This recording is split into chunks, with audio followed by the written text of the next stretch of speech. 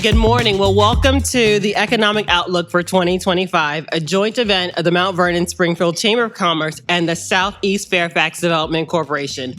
I'm Roberta Tinch, chairman of the Mount Vernon Springfield Chamber of Commerce. I also serve as the president of the Inova Mount Vernon Hospital and the vice president of the medicine service line for the Inova Health System. I'm glad to have you here with me this morning. We are delighted to make this program available to local businesses and pleased to welcome distinguished guests, the speakers for the Economic Development Outlook panel, and many Fairfax County staff and community leaders are here this morning. We would like to extend a warm welcome to some of our elected officials who really take an interest in the business community. When I call your name, please stand to be recognized. Chairman of Fairfax County Board, Jeff McKay. And Mount Vernon District Supervisor, Dan Stork. I like to call Dan my neighbor because he's right across the grass. We would especially like to recognize and thank businesses who have sponsored this event. We invite a representative from each business to stand when your business is recognized, and please hold your applause until the end after all have been recognized. The Economic Outlook Planning presenting sponsor is the law firm of Walsh, Colucci, Lubley & Walsh, PC. Our business champion sponsors are ECS Mid-Atlantic LLC, Heatherwood Retirement Community, IMG Consultants Corporation, MBH Settlement Group, Paul Spring Retirement Community, Sam Media Productions, and Seward Group TTR Sotheby's International. Our business advocates are Bean, Kinney, and Corman PC, Fairfax County Economic Development Authority, and the program sponsor is Scholars LLC. We extend a personal thank you to each of our business leaders in your support of this important event. Thank you.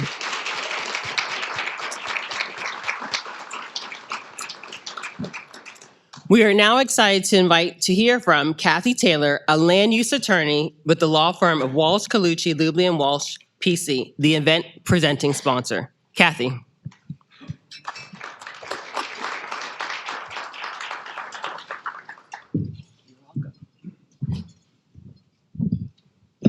Good morning, everyone. It's so great to be here. My name is Kathy Taylor. I am a land use and zoning attorney with the law firm of Walsh Colucci. Walsh Colucci is so proud to be sponsoring this event this morning. If you are not familiar with our firm, we are a full-service real estate firm specializing in land development, commercial and business litigation, business transactions, eminent domain, and most recently, estate planning. So first off, we just want to thank the Chamber for organizing and putting on this event year after year. It is one that I personally look forward to every year.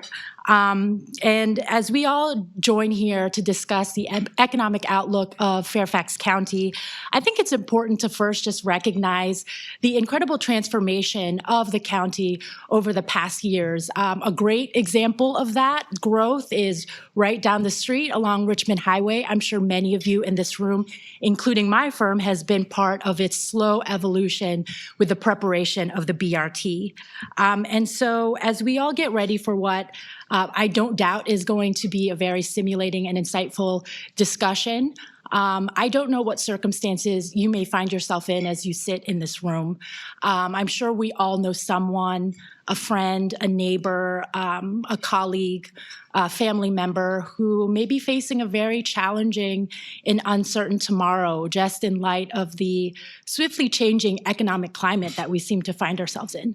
However, what I do know as a long-term resident of Fairfax County myself, go Spartans, is that our community is strong. Our community is resilient. It is dynamic. I think we learn to adapt. We stay creative and we work together to find solutions to persevere. So knowing this, I think we all can remain hopeful. So with that, and without further ado, please grab another cup of coffee, a pastry, and I will turn it over to the program presenters. Thank you so much.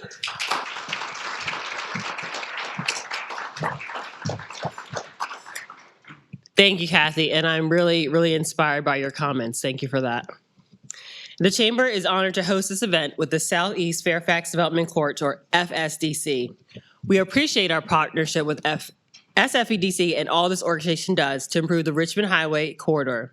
If I can get Evan and Holly to stand.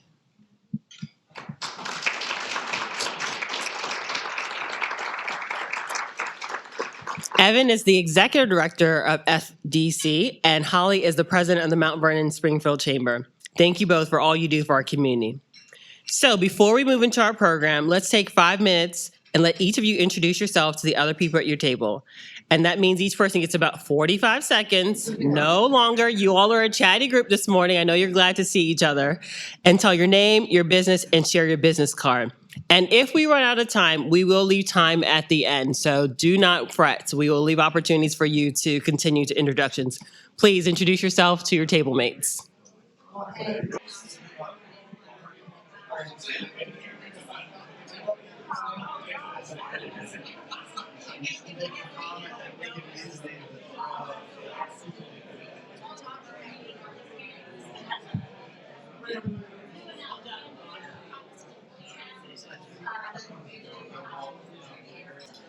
So this time we are done with our introductions, but please, as promised, we will make time at the end of our program for networking.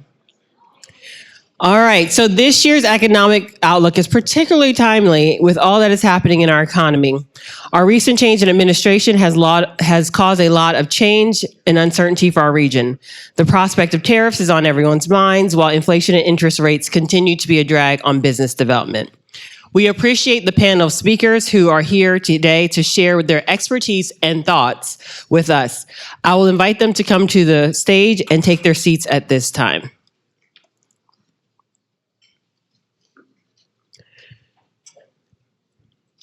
And in the interest of time, I will direct you to our folder, our event folder, which has a detailed information about each speaker as opposed to providing a very formal introduction. To begin today's program, we will hear from Chairman Jeff McKay, Chairman of the Fairfax County Board of Supervisors. It's always an honor to have Jeff come and share his insights with us. We feel like he is our supervisor, even though he has the entire county now. So we continue to thank him for leadership of the entire county. Then Dr. Terry Clower, Director of the Center for Regional Analysis at George Mason University. After Dr. Clower, Alex Iams from the Fairfax County Economic Development Authority will provide an update. Finally, Stephen Juneau with Bank of America will give us a national perspective on the economy. There are note cards on your table for you to write any questions that you may have during the presentations. We will ask Shirley to help grab those as you complete them, and there will be time at the end of the panel discussion to have your questions answered. We want to make this interactive as possible. But I was also told, please do not throw tennis balls at the speakers if you don't like their perspective. We are glad for their time. Chairman McKay.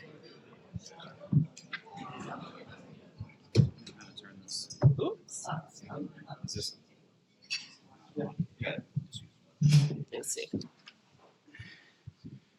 I'm going to use this one because that microphone is not on, and I'm okay if you want to throw balls at me. I've got a hard head, so just aim for my head. I won't even feel it. But it is great to be here with you this morning, and I think as Roberta said, it's a really important time to have this conversation. And sadly, I could stand here and talk about all the concerns I have, and we'd be here through dinner.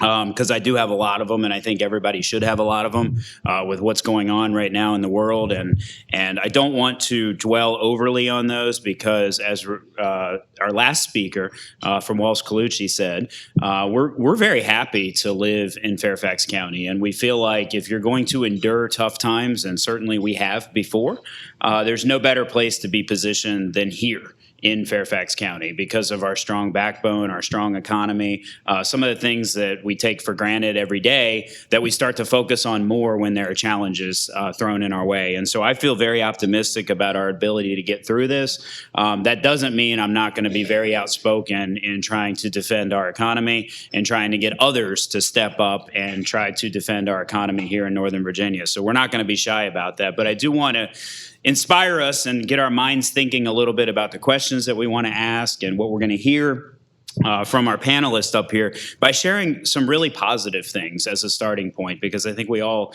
need that in our lives right now. And just keep in mind a few things: that Virginia is still the top state for business according to CNBC in the United States of America, and a lot of that has to do with the strong economy that we have in Northern Virginia, starting with our strong public school system and other assets that we have here that continue to be a reason why people want to be in Fairfax County. And so that can't be taken away from us. Virginia ranks #1 in the nation for customized workforce training and cybersecurity, and #2 for its tech talent pipeline. And a lot of that is because of the work that people in this room do, our university partners and others who are constantly working to try to train our workforce for the jobs that are available. Fairfax County is also home to 10 Fortune 500 companies. You hear this all the time from the EDA. It's worth mentioning again that not only are we a great place for small employers, but some of the biggest employers in the country came to and set up shop here in Fairfax County, and I think no other community can tout that. For the past, and this one really always shocks me, but for the past 5 years, Fairfax County has beaten the district's economy and real GDP growth. And so here we are, one county, a lot of focus on the District of Columbia as the nation's capital. And a lot of folks outside of this area think of Fairfax County as a powerful suburb to DC, but actually economically, we lead the district in almost every statistic. And we had a major milestone in 2023. I talked a lot about this coming out of COVID because we know what the pandemic did to our businesses and to our economy. But for the first time, we had a major milestone in 2023 that we had more people working and more businesses operating in Fairfax County than ever before in the history of the county. And we achieved that milestone 2 years ago, right on the heels of one of the most destabilizing things that could have happened to our economy, the pandemic. We have heard recently, falsely, and I want to make sure people understand this, falsely, that the population of Fairfax County is in decline. Completely false. During the pandemic, most major metropolitan areas lost population to people who moved to places where they could work remotely and live more affordably. That was not something unusual in the DC area. We know we had that for a period of time during the pandemic, but the Northern Virginia Regional Commission, through their demographer, recently announced the population trends in this area, and Fairfax County experienced the largest population increase in the region from the year 2023 to 2024, growing by over 14,000 residents in that period of time. Every jurisdiction, in fact, in our region experienced population growth from 23 to 24, increasing Northern Virginia's overall population by over 35,000 people. So if you hear someone talk about we're losing people, patently incorrect. The numbers do not demonstrate that. In fact, we are growing. This last year, 2023 to 2024 period of time marks the region's largest annual increase in population since 2016. And so we have more than recovered from the pandemic, and we are in a growth mode. And no jurisdiction in Northern Virginia has grown more over the course of that 1 year period of time than Fairfax County did. And when you look at the numbers, they're dramatic. And so people are wanting to live in Fairfax County. Anyone who's a residential real estate agent here knows how much people want to live in this area. Every agent needs more inventory to be able to accommodate the need for housing in our community. And so while we have these major concerns in the backdrop that I'm sure we're going to spend a lot of time here talking about, we also have some really major positive things. And I'm just going to close by sharing, because this is in the Richmond Highway corridor, it's always important also to keep focus on the BRT project on the Richmond Highway corridor, because I've lived here my whole life. Where's Roberta? There's Roberta. Roberta is right. That, this is my home. I've lived on the Route 1 corridor or near the Route 1 corridor my entire life, and I've never felt stronger about the economic success of the highway than I do right now.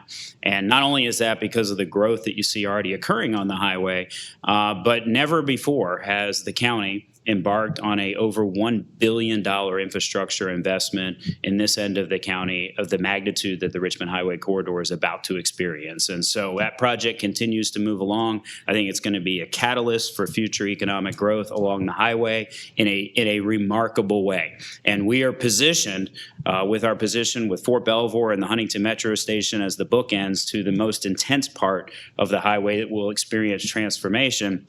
We are positioned with Fairfax County's largest employer and our metro station, and everything in between is so ripe for redevelopment, for improvement, for investment, that I do believe this corridor is going to be an economic driver of the county in the same way today a lot of the investments along the Silver Line are driving our economy. And so I feel very, very optimistic about the highway's future, and frankly, very satisfied as a lifelong resident that the county, due to a lot of work from Supervisor Highland, Supervisor Kaufman, Supervisor Stork, myself, Supervisor Lusk, the team that you have representing the Route 1 corridor over decades has worked really hard for this moment. And I think what we're most proud about is that this end of the county is getting that type of a resource that probably should have happened many decades ago, but is here now in a real way. And we must take advantage of this. And so thank you all for being here, for staying upbeat as best as you can, for having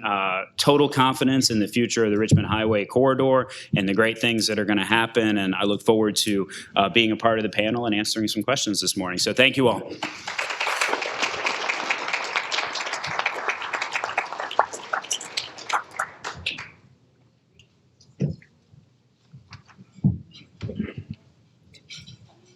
All right, so I think we're having a little technical difficulty with the PowerPoint. So you know that I can't talk without slides, but I will, and these will be posted up for you to deal with.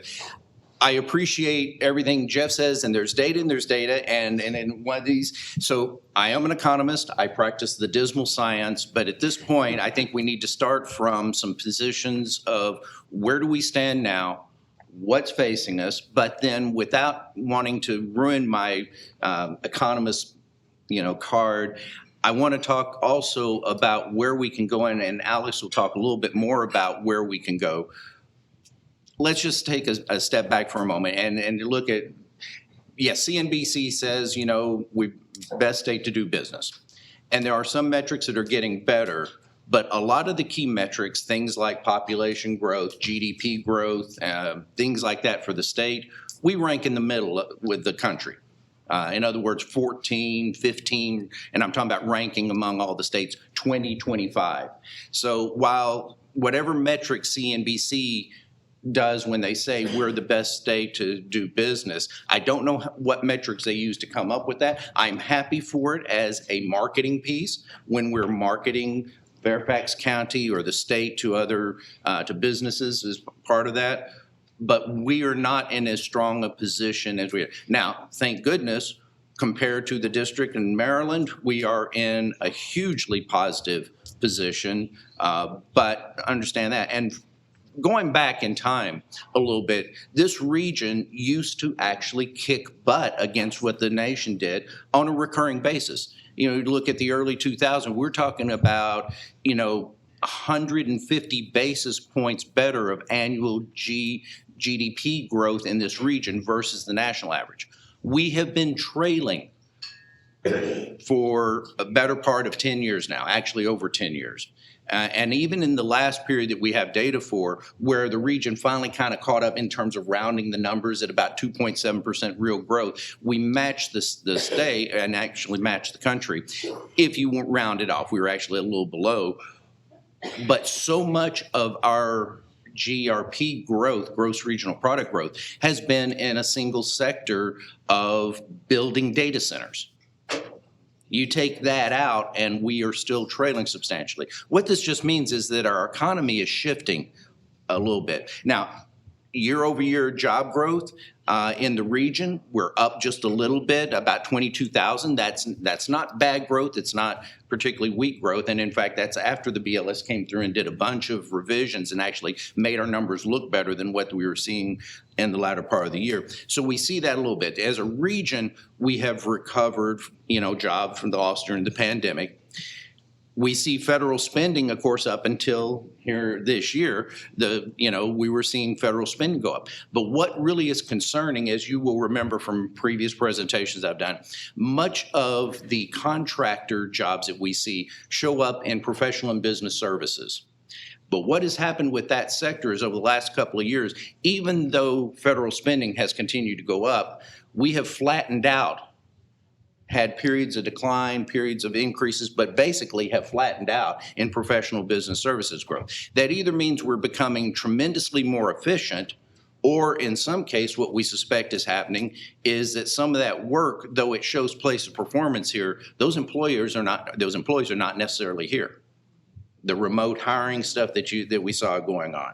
In terms of federal government employment, even before the rounds of all the cuts and all that kind of stuff, we had started to see that contract. In fact, quite honestly, for quite a number of years now, federal employment across the rest of the country has grown more than what it's grown in this region. There's been this spreading. And in fact, if you think about it, we got 2.3 million civilian workers working for the federal government across the nation, and we have about 375,000 in the metro area. So, we represent, now we're the highest concentration, no doubt, but when they start doing wholesale cuts across agencies, this is hitting places across the country, which of course is what some of the folks are hearing in town hall meetings now.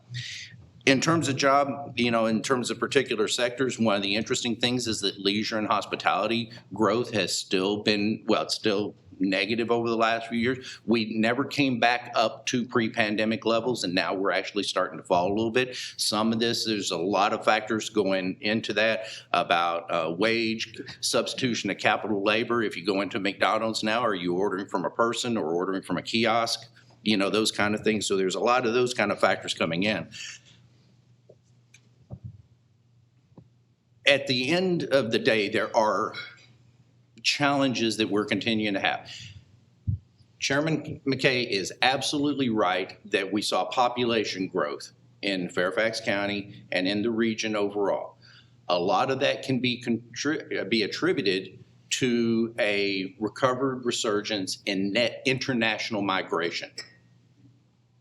Now, the last time we had this administration in power, we saw international migration plummet, and I suspect we're going to see that again. In terms of domestic migration, in other words, U.S., people who reside in the U.S. moving from here to other areas, okay, and let's see if this will work when we get through this. There we go. We're still talking about running negatives on that, and what this really is telling us is that folks are fleeing, and who we are seeing anecdotally that we're losing are the 30 to 40 something year olds that are starting families that quite frankly just can't afford to buy a house. I mean, if you're sitting there, you're in a 2-bedroom condominium or apartment, and now you're going to have the first kid. That 2-bedroom isn't big enough anymore, right? And yet you can't afford $1.2 million little, 60-year-old bungalow in Arlington, right? So the housing stuff continues to be a real challenge for us in many respects. And in fact, I'm going to go back to one. This is some data from a publication called Area Development. It's an economic development organization. The actual underlying data come from Chimera Economics, which is a Richmond-based company. And they rank the metro areas. We, in this overall, rank 262 out of the 410 metro areas in the U.S. The bad news here is, just like the CNBC numbers is good news, this is what site location consultants look at when they're first saying, where am I going to advise my clients for a location? Now, they don't do this by the submarket area. Let me pause for just a moment. And one of the things that just amazes me, so there's been a recent redefinition of the metropolitan area, the subdivision areas. So they now group, actually DC is not shown separately as just being its own entity in the sub-region. They now lump a couple of the counties in Maryland with that, which is causing us some real hassles with calculating it. But the metropolitan division that covers Northern Virginia is titled Alexandria, Arlington, Reston. What the hell? Reston? It's a census designated place. They left out the name of the biggest county in our area, the biggest economy in our area, and I have no idea. So Jeff, I want to know, who did you really honk off at OMB? But all right, so let's just, moving on from that. I'm just saying that we're already starting a position where we've been challenged. Our growth has not been as good as you want. Now, I will tell you that I told you that the regional population or the regional employment growth had been, recovered from the pandemic. This is on the strength of what's happening in Northern Virginia. Maryland suburbs and DC, neither of them have recovered their employment levels from before the pandemic.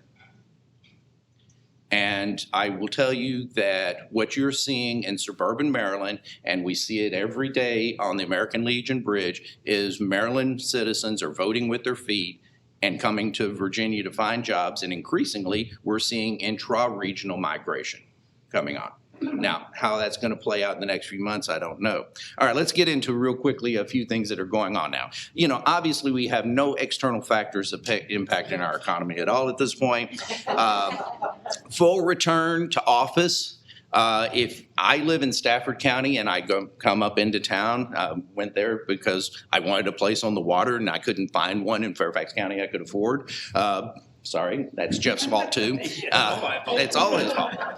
But if you notice what traffic is like on 95, I will tell you one thing. I remember several years ago, this was the person that was talking about we need bi-directional lanes on the toll roads from the start, and we didn't do it, and now we're paying the price for it, and so now we're going to spend a lot more money to try to retrofit those in.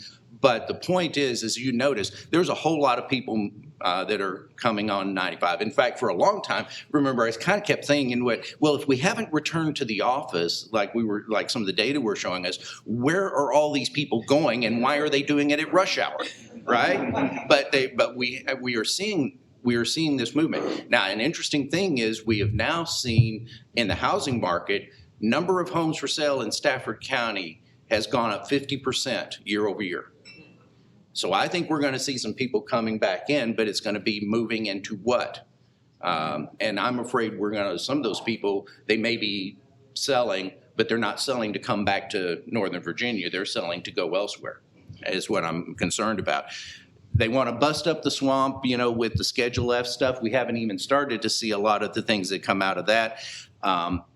All right, here's the thing, folks. We've seen the thing with the layoffs of the probationary workers. The courts have halted that. We have seen some of the other actions of layoffs that the courts are halting. That does not mean that that's going to be successful in the long run. Some of those was about that they did not give the mandated 60-day notice. That doesn't mean that they can't come back now and do the 60-day notice. But even if the courts stop these layoffs, the reduction in force actions, you now have a bill been filed in the Senate that specifically calls for relocating 30% of all employees from federal agencies out of this region.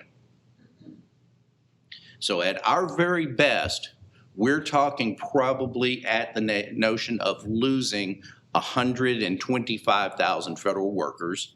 For every one of those federal workers, not counting any contracting stuff, just their household spending is worth another 0.4 jobs.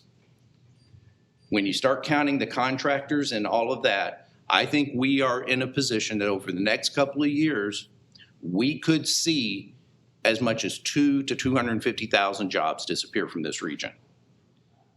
At our current pace of job growth, that's about 8 years to catch up. We buckle up. Now, when I say that, and it's sobering, and we're going to have to do more about how do we transition these federal workers into other jobs so that we can keep them here, because what will hurt us in the long run more than any is us not retaining these workers. A lot of our potential is based on the sheer brain power that we have in this region. And we need those folks here, and we need to have them have a sense of encouragement and indeed hope. Hope is not a strategy, but at least really get them to stay in the region while we restructure into something that looks completely different than what we've had before. So what are some of the positives? Well, we look at an entire industry now. We are changing. Our economy is changing into a data-driven economy, into a data economy. We've been in an information age, but it's really becoming that. We are building the infrastructure in this region. It's even happening now more in Fairfax County now that the council kind of, they didn't ignore, they listened to some of the worst of the folks that wanted to stop all data center growth. They didn't go as far as they should about encouraging it, but let's just say that we have a basis here to where we can compete for new industries and what's going to emerge. Artificial intelligence, quantum computing, other things like that. We have office space now that's going to be abandoned by the federal government, that if they do it in a way that allows us to take advantage of that, we could see a resurgence of activity. And these buildings are not just in the district. So we have some opportunities, but it's going to require probably some public-private partnerships to do some of this. Some of these buildings just need to be torn down. And unfortunately, we are likely to be doing it in an era of higher interest rates. I am completely, and Stephen later is going to tell us exactly where interest rates are going, right? But I would say we just have to say it's going to be a challenging environment. The federal government's still going to be big, but it's going to have to be smaller. Remember, my predecessor used to say that it was about 40% of our regional economy. I actually think it's a little bit bigger than that. But if we can get it down to where it represents about 25% of our economy, and Steve and Alex is going to talk to us in just a moment about where we can go with that. But what it really means and the real challenge that we have to overcome here is we have to be more open to development. I had never heard of a proffer until I moved here. I didn't know what that was. We have gotten to where there is an expectation among our citizens that then drive it into our local elected leaders that if a company says they want to come here, we look at them and say, great, we want you here. Now, this is what we need you to do. We need you to build us this. We need you to supplement this. We need you to, have you set asides for this part. You do that in any place else. If that business goes to a community in Texas, Florida, South Carolina, North Carolina, Tennessee, the answer is, we want you here. What do we need to do to incentivize you to come here?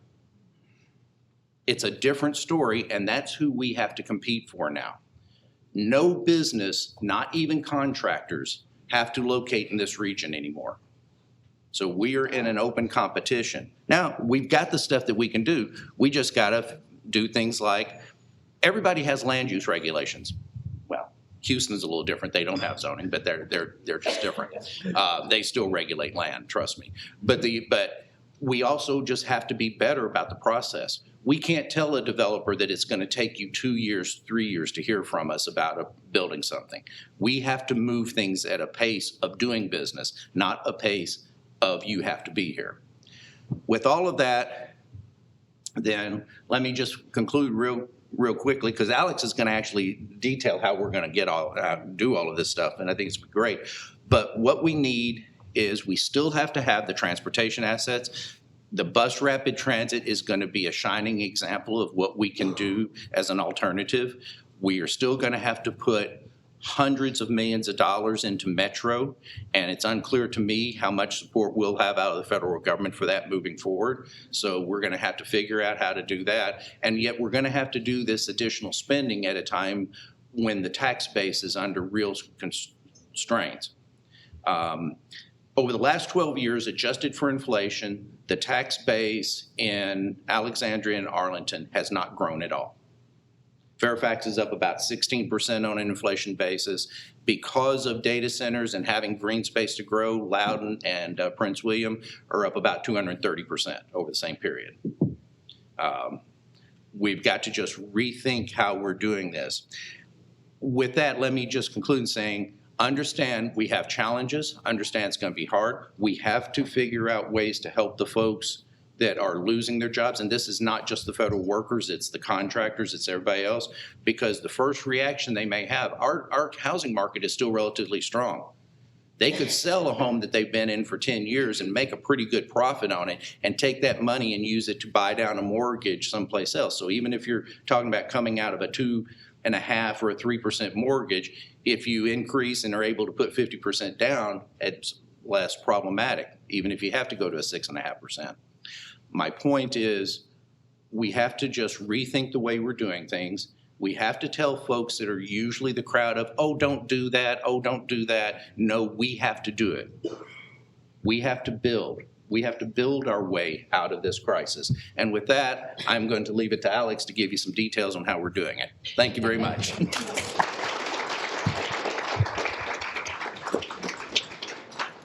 Jeff and Terry, thank you so much for your comments so far. This is just a reminder that you have cards on your table. So if you have questions that come to mind, fill out a note card and Shirley will pick it up. Alex.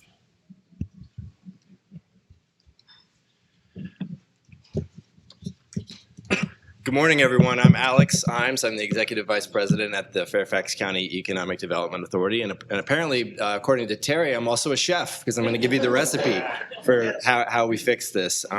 It is difficult to bat behind Chairman McKay and Dr. Clower in the third slot. You know, they hit home runs, so you just hope to get on base when you go third with these two. But hope to provide you with some helpful insights this morning. My presentation is divided into three parts. I wanted to give you some business updates on what's been happening in Fairfax County. We did have a productive year in 2024, especially. There was a lot of momentum coming out of that year, and then now we've hit this patch with the federal situation. So I'm going to talk about that, and then I'm going to talk about looking ahead and what are some of the things that are going to drive growth in Fairfax County and in this region moving forward. As promised, part one, I want to draw your attention. You don't need to see it now, but this is the Fairfax County Pulse. We update this every month. It's kind of our dashboard or vital signs for what's happening in Fairfax County. It tracks our labor force. It tracks what's happening in our office and industrial markets, job postings that are open in Fairfax County. You can find it on our website anytime. We do expect that it will be shifting this year with the changes that are happening, but we've been happy with the trajectories that it's been on. You can see that both our labor force and employment have exceeded the pre-COVID numbers for both of those areas. And even in our weakest area, which has been office vacancy, we were starting to see some positive signs at the end of 2024 with some plateauing there and the increase in the vacancy rate as many of the spaces that were in higher demand or higher quality were claimed, and now we're dealing with more of that legacy or commodity office space that can make way for higher and better uses. But this is a really useful kind of barometer for what's happening on our economic climate. So announcements from 2024 across a variety of industries. Aerospace was a strong year for aerospace, with the Aerospace Corporation planting its flag here from El Segundo, California. AI companies, information technology, and satellite communications people are building stuff here in Fairfax County. A lot of these office industrial parks are being repurposed for actual manufacture of electronic parts that can be used in the skies and in outer space. And so that's been a very interesting and positive development. Trident Systems is out in Chantilly just as one example. Deliveries. So most of this is across the mixed use spectrum. These are just a sample. Many of you are probably familiar with what happened with the federal buildings in Bailey's Crossroads and how those were repurposed into 674 units of new multifamily from what was 3 vacant office buildings that were previously leased by federal tenants. There's great activity in Reston. Actually, there was an office delivery there of some very premium trophy space, 450,000 feet at Reston Row. And then some other projects in our part of the county here, where, as Chairman McKay said, we're bringing the BRT and the $1 billion investment, but also projects like Capital Area Food Bank and the Aventon at Huntington Station multifamily project. So this was something that we wanted to take note of coming out of COVID and the pandemic, which is that these were renewals of very large leases. So there's very few markets that have leases of this size. Many of them are contractors or companies that work for the government, but some are not. And so, Bechtel, they do engineering, Alarm.com, security systems. And the positive thing for us was not only the size of these lease renewals and the length of them, but that they also either kept or expanded their space in most cases. And so that really what we were concerned about going through COVID was downsizing of space or work from home. And for many of these companies, that just didn't bear out, or if it did, they went from a more of that commodified office space into a higher end space and were able to make some efficiencies in the way that they were using the space, but at a higher rent and sort of coming out even with where their budget was previously. Federal situation. This is a little hard to see, but you can the bubble for the DC area actually covers up Pennsylvania and West Virginia, so I think you can see it.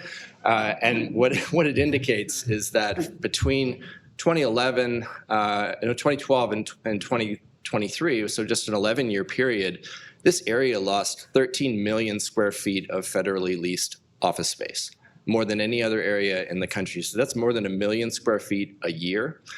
And so we are been traveling on a rocky road already with respect to this situation that we're in now. And in some cases, it's made way for new projects and new types of investments and new companies that wanted to be here. When I worked on the HQ2 project in Arlington, I hate to say this was fortuitous, but we had lost 32,000 federally related jobs in the previous 5 years due to BRAC and sequestration in the Crystal City, Pentagon City area. So when the question was asked, how will our transportation system absorb all of these new workers, 37,500 of them, into the system? Well, we had capacity for it because we had already been through another difficult situation, and this region really has a muscle memory for these types of things. I've worked here for 22 years in this area, and I think this is the 5th paradigm shift that I've been through. If you think about BRAC, the Great Recession,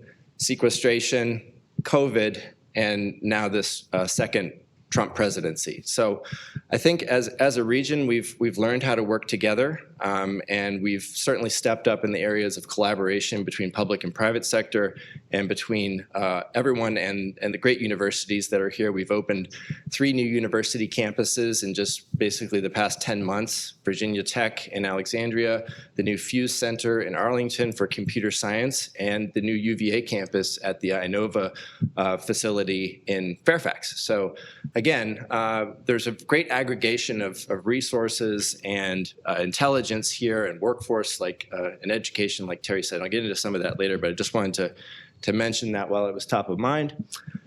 This data is the federal presence, which is significant in Fairfax County, especially for our residents. We have 80,000 residents who work for the federal government, and it's about 12% of the labor force, so about 1 out of every 8. So it is a very serious situation, and I think it's been said that we all know someone who's already been affected, and people will continue to be affected as these actions play out. We have another 28,000 employees who work in Fairfax County for the federal government at various agencies. And then Fort Belvoir, of course, 45,000 people on the base. Contracting is huge in Fairfax, no way around it. $41 billion in total contracting in just fiscal year 24. 3,800 or 3,800 federal contractors work in the county, so a significant number of large and very small businesses will need assistance and support through this transition, this situation.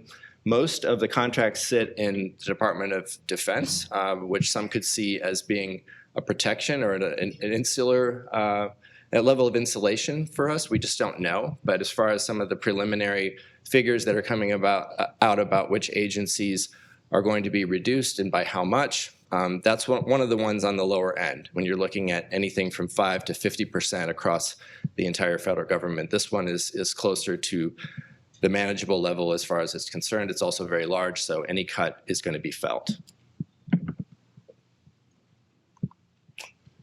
Footprint, so leased space and used space by the federal government is also considerable. About 3.5% of our office market is used by federal agencies and 6 million square feet total, and about 4% of our industrial market is leased by the federal government. And then we have 6 major headquarters in Fairfax: the Missile Defense Agency, USGS, and the TSA, Defense Health Headquarters, among others. So on the early actions, this is a slide that's very difficult to keep updated. And in fact, on the figure on the left, we stopped updating the 10,000 who have been released because it's just a number that's moving quickly, and we know it's higher. But this is where we stand on what we know on the workforce, contracting, and real estate. And what you see above the bars there is what's been done nationwide. So it's not just here. Many of these reductions are also occurring in other markets that are heavily affected, sometimes even more so if they have agencies that are unaligned with the administration's priorities, have already been decreased by more. And then below the bar is what we know about what's happened in Fairfax. So we're still looking at what the workforce reduction looks like, contract cancellations, those are coming in, and we're tracking those actively. And then on the real estate side, so far, it's been fairly minimal, but we know that those who had connections to an agency like USAID, for example, or anything environmental or health related, are looking at their options as far as the next steps for space or not having a space at all. So response, I feel like as an economic development authority, we're very well equipped with the tools that we can deploy to assist in the situation. And we've built a platform around workforce and attracting and developing talent from within the region and outside the region. We've been able to aim that now at this problem and try to help people who have been displaced from work. And so instead of, we still broadcast nationally and globally about we're a great county and you need to come work here and we have open jobs, but we've retrained that on these local workers who can find a new job or can find new training in Fairfax County and still have a high quality of life and a thriving career. But one of the things that helped us do that was that we had the infrastructure in place around our talent initiative, and I'll talk a little bit more about that in a moment. But first, I wanted to talk about just some really upcoming near-term immediate events and sources of support for people. Just later after this, I'm going to Inova Hospital to talk to companies about how they can become V3 certified and hire veterans and get the credit from the state for doing that. And many who are being rolled off from federal employment are veterans. Over 30% of the federal workforce have a veteran status who could qualify for this. And then there are job fairs out there where companies are still actively seeking to participate. There's one on May 3rd that's being put on by Congressman Byers' office just up the road at George Washington Middle School, and over 50 companies are expected to participate. There's a large job fair at the Fairfax County Government Center on May 9th, and we have 70 companies expected to participate at that one. And we still have 47,000 open positions on our workinnorthernvirginia.com jobs platform where people can find connections to the companies that are hiring and other resources for retraining and reskilling and developing their careers. There's also many resources available through our one-stop employment resources, and Northern Virginia Community College, as you may know, recently put up $1 million into their Fast Forward program toward retraining in high-demand sectors that people, federal employees who have been let go can use to find retraining. So that's an incredible step, and they intend to leverage that into $3 million of value. And the first 1,000 federal employees for now who sign up for this can do it for free. This is the talent platform that I mentioned, and something that we've been doing as an economic development strategy for 5 years. It's sort of like workforce is our natural resource. We're not digging in the ground or blowing up mountainsides. We're looking for people, and we've been doing that by out-of-market promotions and advertisements, but also increasingly from within. It's really hard to pull people out of wherever they are in their life, but they do come here for jobs as we're growing.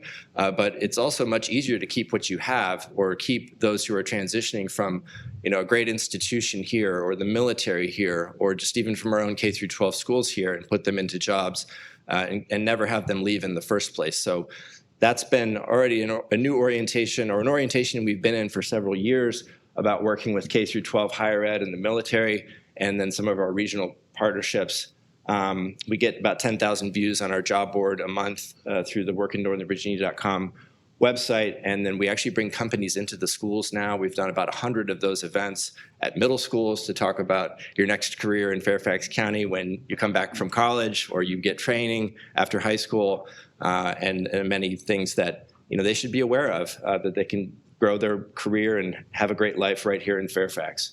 Higher ed is huge for us. We have connections with over 100 colleges and universities nationwide, and going to their career fairs, and again, getting them right at the point of transition. And we do the same with the military, who come through and have done a number of events at the U.S. Museum of the Army, for example, to catch transitioning military. And those are highly coveted employees by companies looking to hire as well, just for the profile of what they bring to the table. All right. Looking ahead, I did want to mention, because I come from a planning background, so this has been an area of work of mine for a number of years, but just the transformation on the real estate side of all this. 7 million square feet of office space is slated for demolition or adaptive reuse, and so that really makes way for new investment and new kinds of projects that are probably more enduring than the buildings or projects that they're replacing, that were purpose-built for somebody else 30 or 40 years ago. And it's not the one solution. As we've talked about, it's going to be a number of solutions that build this, but this is an area of opportunity for us where this antiquated product is ready for its next iteration. And it could be something on the housing side, which we also desperately need, or it could be something where there's a reinvestment in commercial, and somebody building something in an office space that's transitioned to a light industrial or a hybrid type of space, where they're doing their office work, but also testing products and building prototypes, or doing light manufacturing. So we've seen that lately with on the research and development side in aerospace, space and satellite parts, and also in life sciences. So there's some opportunity there as more of these older office properties transition to another use. Growth industries, these are also on our website, so you can get more of the details there, but I'll give you the thumbnail sketch on each, starting with artificial intelligence, which is a $15 trillion industry by 2035. Certainly, space is also in excess of 1.8 trillion by 2035 as an industry, and cybersecurity, which is about 2/3 of a trillion industry by 2030. So these are areas where we have the right ecosystem to grow, and we've seen growth. We've had 70 space companies come to Fairfax County in the past 24 months to set up their operations, which is exceptional. And we already have over 800 cyber companies here, and AI, we're the second largest market in the country for AI job postings. And so these are just a few of the areas that we can build on, again, with the high level of education in our workforce and the work that's already done in our area. I also want to mention quantum technology. We started working with neighbors in sort of a rising tide lift all boats model with even those across the river, and our partners in Northern Virginia on quantum technology, as well as some energy sectors, and being kind of a first mover on what that economy is going to look like, or where those companies could locate. So this is going to be our 4th year of the Quantum World Congress, which takes place at Capital One Hall, and it's differentiated from any other conference on quantum in the world. We've attracted over 1,000 attendees to it from scratch, and representatives from over 30 countries around the world, and we have leading scientists, universities, and companies attending and exchanging ideas. So we think that's one place to plant the flag as far as what's really going to come next, even though quantum is still scaling up compared to the more mature industries here. Couple headlines, even with this headwind that we've been facing, and a couple of these date back to last year, but a couple of them are also have happened this year. Google expanded at their Reston office. I mentioned Aerospace Corporation. Booz Allen Hamilton has a new defense technology center in Lorton. Alarm.com took their whole building, expanded their space by 30% in Tysons near the borough. And there's been a couple of companies moving in from just up the road in New York City in the past just 3 months. So we are seeing some people who want to be closer to probably the chaos in order to try to manage it or tame it. I don't know that they can, but it's probably better to be here than it is to be 250 or 500 miles away or 3,000 miles away in the case of California. And I do want to close with our assets. When you're in a situation like this and the road is rough and the water's turbulent, these are the things that you want to be. You want to have the world-class educational attainment. You want to be the top environment for business. You want to have an excellent permitting function in the county. You want to be ranked highly in terms of digital infrastructure, safety, and health. I had to look up the first one, though, because I took a little bit of exception of who's more educated than we are, who could possibly be number one and number two. I found the San Jose Metro on that list, which made sense. But then maybe due to some of this rearranging that Dr. Clower mentioned, Ann Arbor, Michigan is number one. And I was especially offended because I'm an Ohio State graduate. So I think I'm gonna propose to the Census Bureau that we draw a new tract right around Ohio State, capture a few professors with PhDs in the media area and go to the top of the list. But Ann Arbor is not a large market, so really we're number two in educational attainment among the large metros that we are kind of in our weight class. But these are things that took time to build, certainly things that can't be rested on, but still things that matter a lot when you're in a struggle and you need to build up to what's next. And I think due to the efforts of the Board of Supervisors and our county management and our business community to get us to this point and be able to say these things about ourselves is extremely powerful. And we do talk to companies about this. We've had several companies just touring this month. We're out on the road with one yesterday, and we do talk about these things. So I know it's a difficult time, but we feel with the comments that preceded mine that we're in a position to overcome it. Thank you.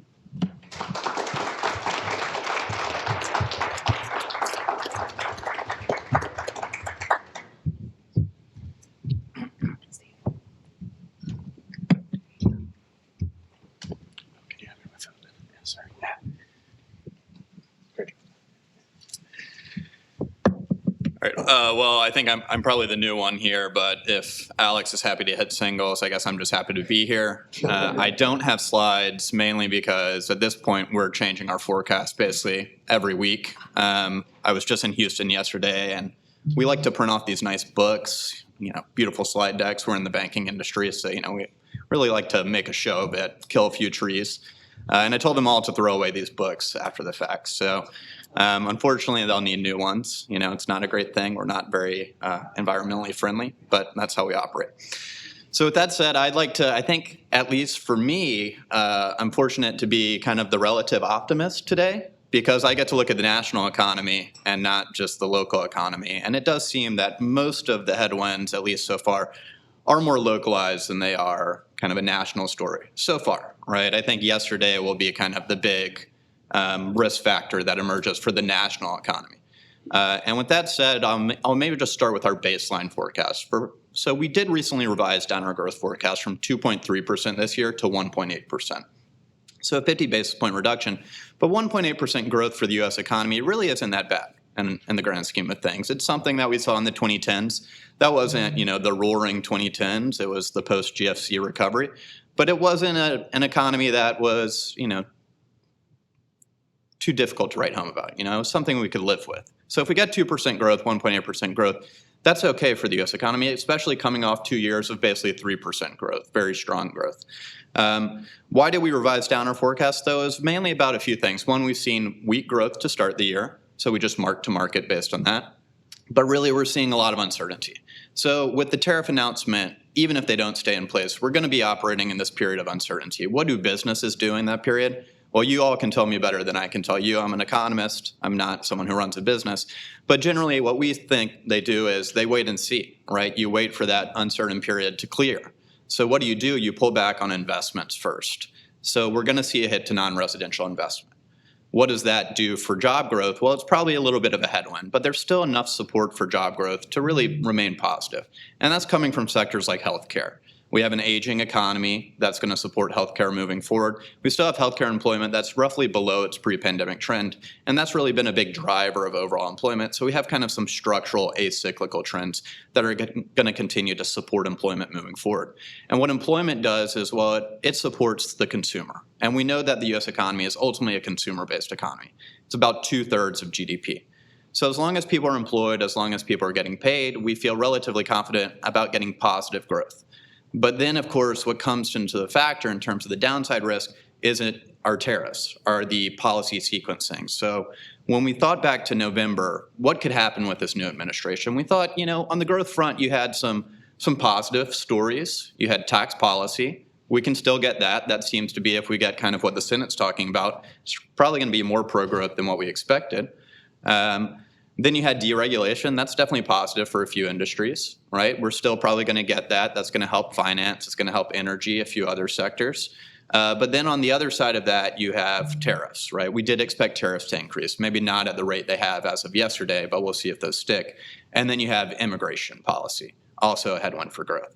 At the time, we thought this would net out to be basically neutral for growth, but obviously upward pressure on prices. Now, today, our thinking is basically we're seeing more downside in terms of the policy agenda. So we're going to get some downside downside risk realized on our growth profile, and that's really stemming mostly from tariffs. And yesterday was a big announcement, right? We had expected something like a 5 percentage point increase in the effective tariff rate yesterday.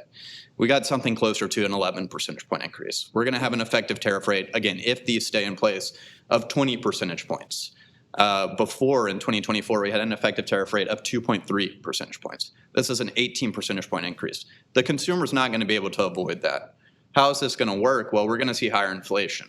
So we just kind of got inflation, I would say, relatively under control. We're still running a little bit higher than the Fed would like. We're at a high 2% rate. We're going to see inflation move up to at least 3%, maybe all the way up to 4%. So what is the Fed looking at? They're looking at a situation that's more of a stagflation scenario. If we get, say, just weak but positive growth and inflation at 4%, well, what's the Fed going to do there? Our view is that they're not going to be able to cut into that environment. So you're going to see high rates persist. Now, the alternative, right, is that we do get enough downside risks that materialize and we get a recession. What does the Fed do in that scenario? Well, they're going to cut a lot more quickly, right? They're going to cut by 200, 250 basis points. They're going to provide support, but inflation is going to be much higher, and the consumer's going to take a lot of the brunt of this, right? Tariffs are effectively a tax. There might be some benefits to reshoring, but that's not going to come in the near term. That's going to be a drawn-out process. In order for reshoring to really work effectively, you need to keep these tariffs in place. So if the end game is about bilateral trade deals, these tariffs aren't probably going to remain in place. You're going to see rerouting like we saw during the first trade war.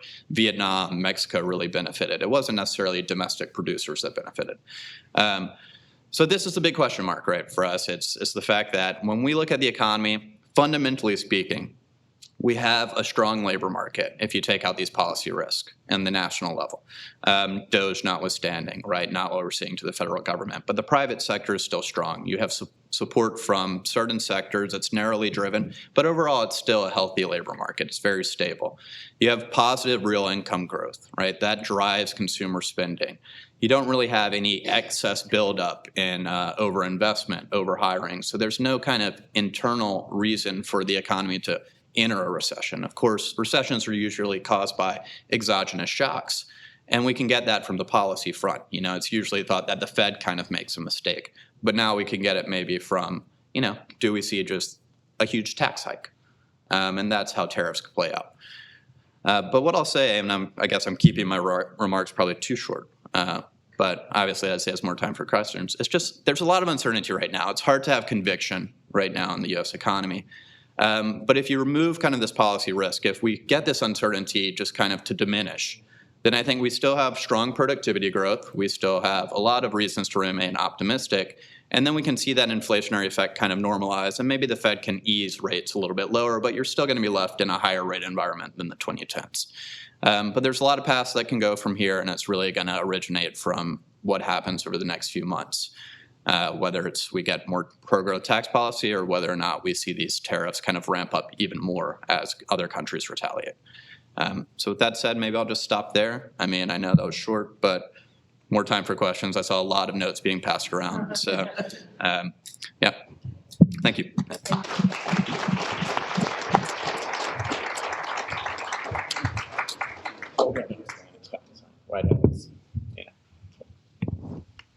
First of all, another round of applause for our fantastic panel. Because you have so much insight, I think I have 15 note cards here of questions. And so for those of you who did ask questions, I'm going to do my best to blend like questions. So yours may not be exactly stated. I'm not trying to miss it. I might blend it with another one. So I will start with Stephen. What are your thoughts on mortgage interest rates for 2025? Oh, yeah, I guess I didn't give the numbers. So we have our 10-year is at 4.25 by year end. I think the 10-year today is at 4.10. Mortgage rates are 200 to 300 basis points above that. So I don't think mortgage rates are going to go really anywhere this year, given our Fed forecast.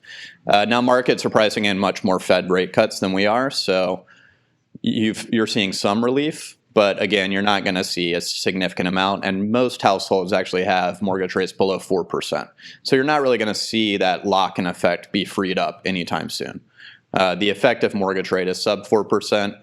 That is why you're seeing such a supply-constrained household sector to begin with, is that if I had a 2% rate, I'm one of those renters who just had a kid that Terry mentioned. I'm in a 2-bedroom apartment.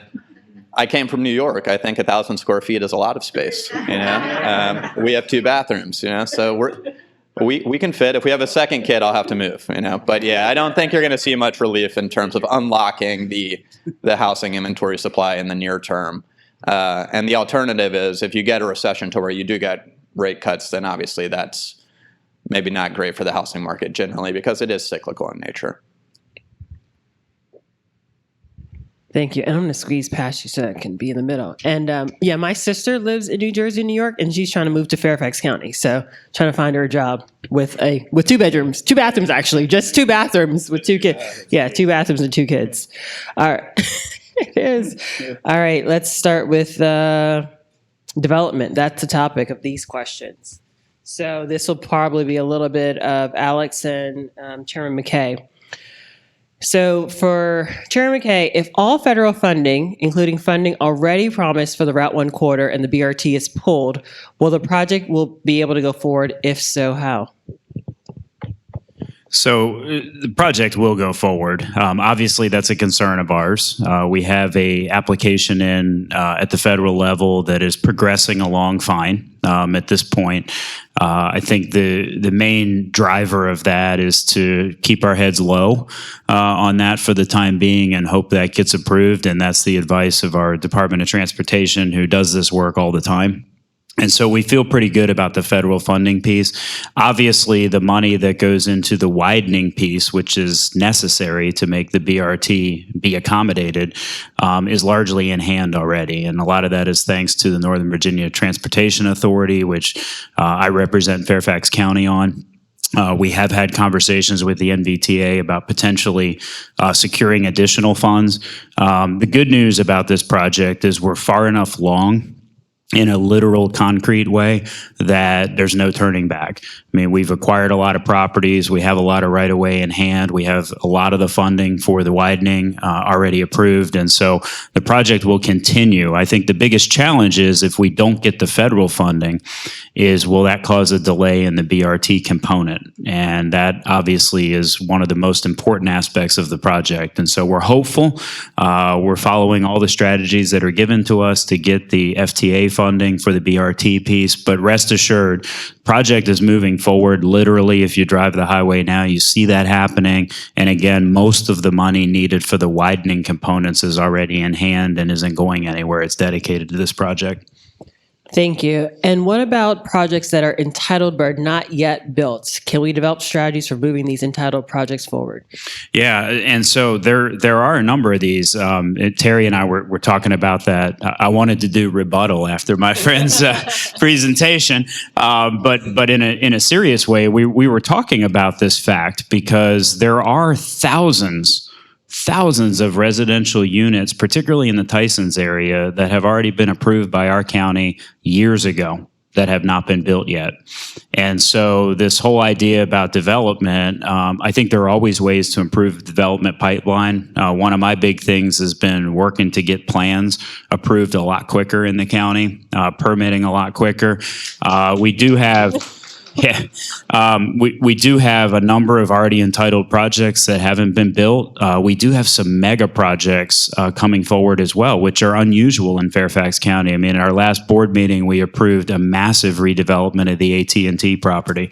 And very, very infrequently do opportunities of that size and magnitude come forward. And so we're hopeful as we approve these. Obviously, we can't force them to be built, but interest rates play a role. And so one of the things we watch closely are interest rates. I know that's been one of the things that's prevented some of the developments in Tysons from moving forward. But I still feel very strongly about development, potentially residential. I know a lot of people are concerned about the growth and rate of residential development.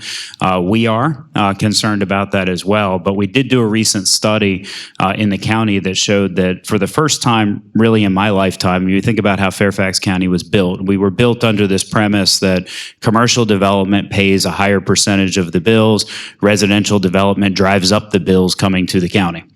And largely that is still true, although there is residential development happening in the county that has a huge net financial benefit to the county. And most of that is your high density, high end development that's happening along the Silver Line. We have some of it happening along the Route 1 corridor.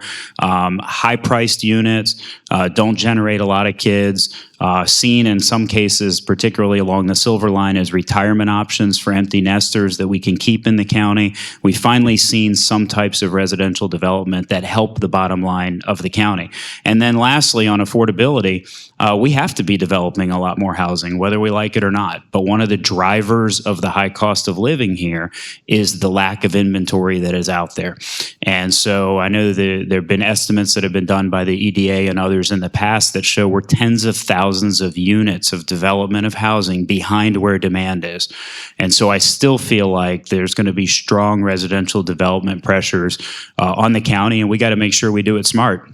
That we're putting these uses in areas where we have transit, where we have infrastructure that works, but also looking at some of these mega projects that are coming along and a new opportunity to plan, literally replan entire older parts of the county to be more dynamic. Thank you. And with redevelopment comes pressure on our residents. So what's being done to ensure equity and that lower income members of our community are not pushed out by this redevelopment? Well, let me start right here on the Route 1 corridor, because we have very strong comprehensive language in place in our comprehensive plan to make sure that there's no net loss of affordable units. One of the things that we're seeing, I mentioned the Silver Line earlier, in the Tysons area, throughout my lifetime, there was no housing in Tysons. Now there is, and there's affordable housing there. A lot of it. And it's because the board has requirements going through the redevelopment process. I know Terry doesn't like to hear this, but there are some requirements going through the development process to construct and build workforce housing to make sure that the people who are involved in the service jobs that are desperately needed in this county can afford to live here and aren't just sitting on that 95 backup or 66 backup every day going to far stretches of our region where they can afford housing. And so we have robust workforce housing requirements. We have an affordable dwelling unit ordinance in the county. We have strong comprehensive language on the Route 1 corridor to protect the existing affordable housing that is here. And when new residential development comes in, it's going to trigger those workforce housing, WDU, and other requirements. And so we're very cognizant of the fact that new development has to play a role in helping with the affordable housing challenge. New development alone helps with volume, helps with pricing, but if we don't have a controlled piece of it that is affordable to people, we're going to lose affordable housing in this county. And so that's why the language on the Route 1 corridor is so important, and frankly can be used to model language in other growth areas of the county, because we've got to protect the affordable housing components of our economy. Without that, the cost of services and goods and everything else will continue to rise, and sprawl will continue to be prevalent, especially on our major interstate corridors. And so this is a really important thing for us in the county. Lastly, we have a goal to build 10,000 units of affordable housing. That goal was 5,000 units. When I took over as chairman, we doubled that number because of the momentum we have building affordable units. And a lot of thanks to the development community, the nonprofit community who are partners with us in building these affordable units. When I look out of the main government center right now, look out in the parking lot of the main government center, you can literally see the construction of an all affordable development happening right at the doorstep to the county government complex. And so we're being very intentional in making sure we use our land areas also to produce affordable housing on the county side. Thank you, Chairman McKay. There are a lot of conversations. Alex gave us a highlight of what the county is doing in terms of like the matchmaking process. So, Dr. Clower, the question for you is, if you could give the county advice, how would you advise the county to diversify its economy away from a reliance on the federal government? Well, I don't have to necessarily give them advice on this because this is something that they know that they need to do. It's just, there's a key challenge here is if we think about what is going to be the drivers of the economy in the mid-21st century, quit looking back at 1980, 1990, the 2000s, but looking forward. And it's going to have to be a lot of what we've seen happening in some of our outer jurisdictions. It is data centers. It is addressing the issues of power supply.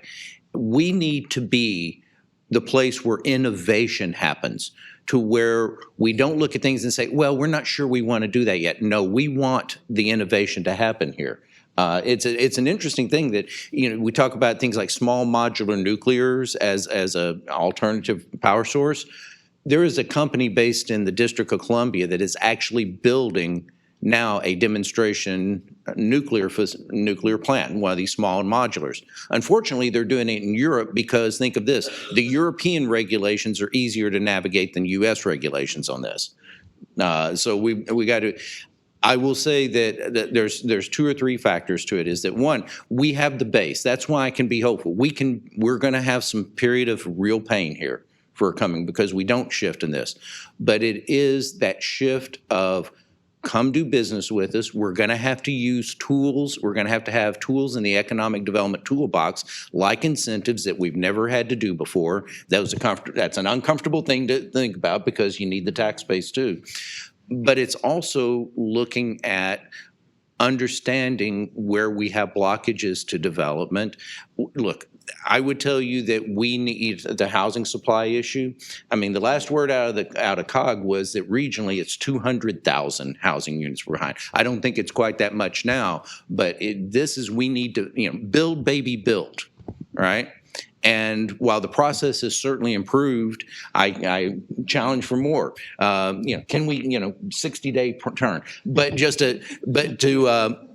There's your stat. There's your goal, right? And by the way, that's on experience. There are communities in this country that can do that. But I think that the main thing is that us understanding of that balance between needing to protect people at lower income levels. Certainly, I think that's an important thing for us to do, but understand of when that balance gets the wrong way and we don't see the development happening. I'll give you, and it's one that I can just point across on the other side of the river. They talk about having permitted 30,000 housing units in the last, few years.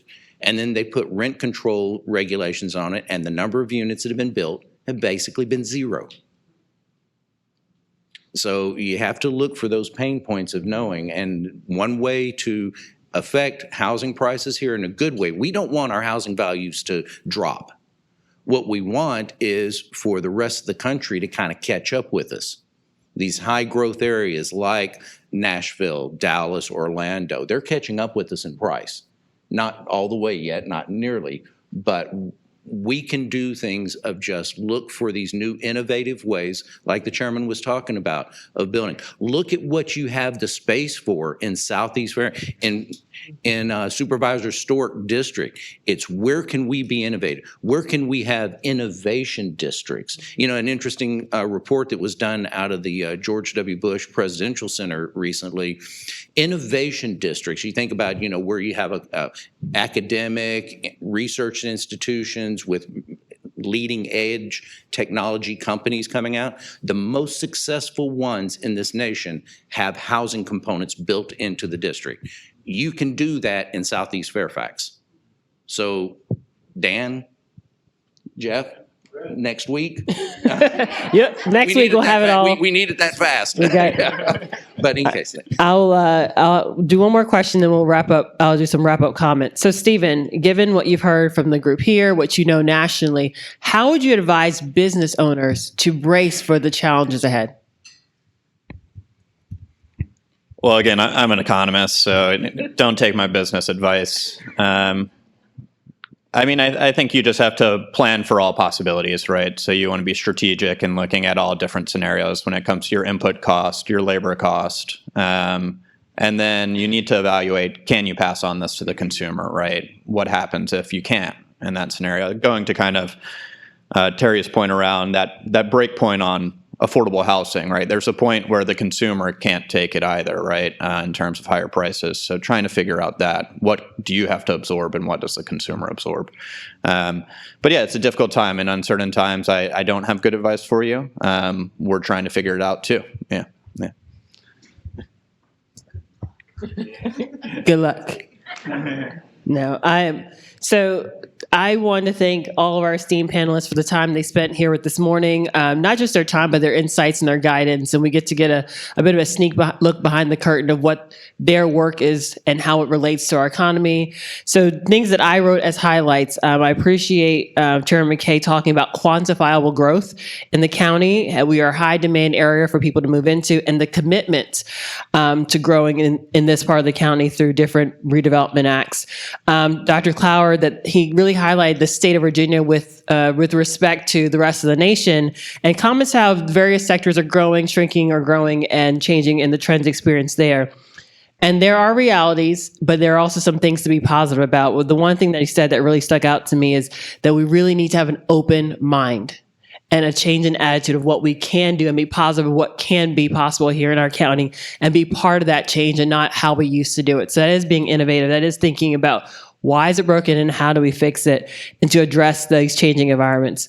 Alex gave us a great pulse in the county through our data, seeing the trends there, and I thank you about that. I like seeing those businesses that are growing and expanding and who's moving to our area, because sometimes we don't see it if it's not directly into our sector. So it's encouraging to see those spaces and the intentional resources in place for our citizens to be matchmaking between federal government and private sector. And thank you, Stephen, for highlighting again the dynamic environment, while uncertain, that we're living in, but knowing that consumers will need to be aware and then just and be ready for all uncertainties. But there's still a strong labor market. The private sector is growing, and that, you know, we just have to be cognizant of policies that can shake our system. But as was said by Kathy, we are a resilient county. We will continue to come through. So thank you to everyone for your time. I hope that you have made great connections. You've learned a lot today, and that you've learned something that you can put back into your business and back into the county. Have a beautiful morning.